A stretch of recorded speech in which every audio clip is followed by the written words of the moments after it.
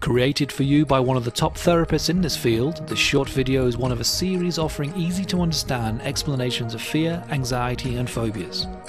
If you or someone close to you has a related condition, keep watching now for useful information, advice and suggestions for self-help. And I still tend to find what I go looking for, sang Bono. Okay, they are not quite the words of U2's smash hit. Instead, they are alluding to a very basic aspect of human experience, which has a big part to play in the treatment of phobias and anxieties, and more specifically, how your focus has a lot to answer for. To demonstrate this, watch the following video and play along as I get you to do a quick exercise. Look around the room you're in and make a mental note of everything in the room which is brown. Purely brown, just make a mental note of everything in the room which is brown. You can include wood, hair colour, clothes, whatever the case. Now, you had a good look?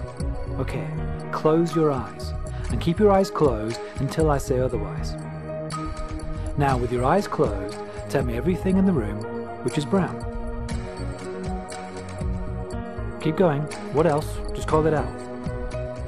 Okay, keep your eyes closed. Now with your eyes still closed, tell me everything in the room that is blue. Keep your eyes closed, no peeking. And hey, if you've done something like this before and you think you know what's going on, okay, tell me everything in the room which is purple, or red, or green.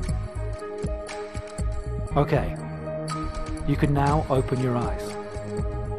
Now look around and notice all those things that you missed that are indeed blue, or either purple, or whatever it was that you were looking for. You see, that's the point. I asked you to go looking for the brown, which means that your brain was only looking for the brown. It didn't see the blue. Now this is how the brain works. You tend to find what you go looking for, but to the neglect of whatever else is there. And what's really interesting is if we turn this experiment on its head, and I'd asked you only to go looking for the blue, well, you would have found it, but you wouldn't have seen the brown. As I say in the video, we tend to find what we go looking for, but to the neglect of whatever else is there. In other words, your focus will determine whether you find something or not. It is not a case that the good things do not exist, it is simply that when you focus on the bad things, you can't seem to see the good things, even if they are staring you in the face. Choose brown, the bad things, and you probably won't see the blue. Choose blue, the good things, and you are far less likely to see the brown. Add to this the idea of the more rule, where the more you think about something, the more the related emotion increases, and you have a recipe for abundant happiness, or overwhelming anxiety. So choose blue. If you are someone who suffers from what seems to be the unrelenting symptoms of anxiety, it is interesting to consider the part you play. What I mean is, when you think about the source of your anxiety, have you actually considered the good things? For example, let's say a person has a fear of heights. Now their natural inclination is to focus on the negatives of height, and naturally that focus helps them collect the many negative possibilities of height. Add in a touch of the more rule, and you have an overflowing cup of anxiety.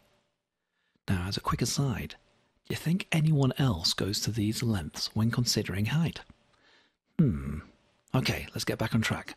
So hold on, what about the good things about height? Here are just a few possible benefits.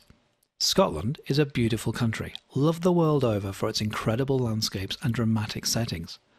Of course, these are best viewed from a vantage point, a high vantage point. Or, do you like good food?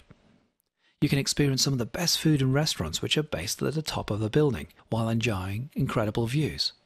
Now, as a personal example, one of the best meals I have ever enjoyed was in Rome, watching the sun set over the historic city from a restaurant on the 12th floor. Now, as a final example, let's just imagine your kid's kite gets stuck in a tree. Isn't it wonderful to bring an end to their tears by simply reaching up and grabbing it from a ladder? So, if you think about any phobia or anxiety, there is always a flip side to be considered. For some, the simple action of considering an alternative focus is enough to start alleviating the symptoms of fear. You may even then say, I've never thought about it that way before. You see, this is one of the most common comments made by clients of the Edinburgh Phobia Clinic. when they realise they do in fact have a choice in how they look at the world. So whether it's a fear of heights or some other phobia or anxiety, choose blue. And call us now for more details on 0131 208 5335, or fill in the form on the right hand side of the website at www.edinburghphobiaclinic.co.uk.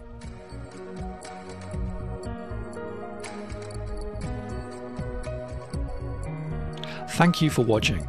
If you want access to all of these videos and related articles, just visit our website www.edinburghphobiaclinic.co.uk. That's www.edinburghphobiaclinic.co.uk. And once at the site, simply go to the articles section. As a final comment, we suggest you always seek professional help from a trained specialist when wishing to deal with fear, phobia, anxieties, or any related condition. Thank you for watching.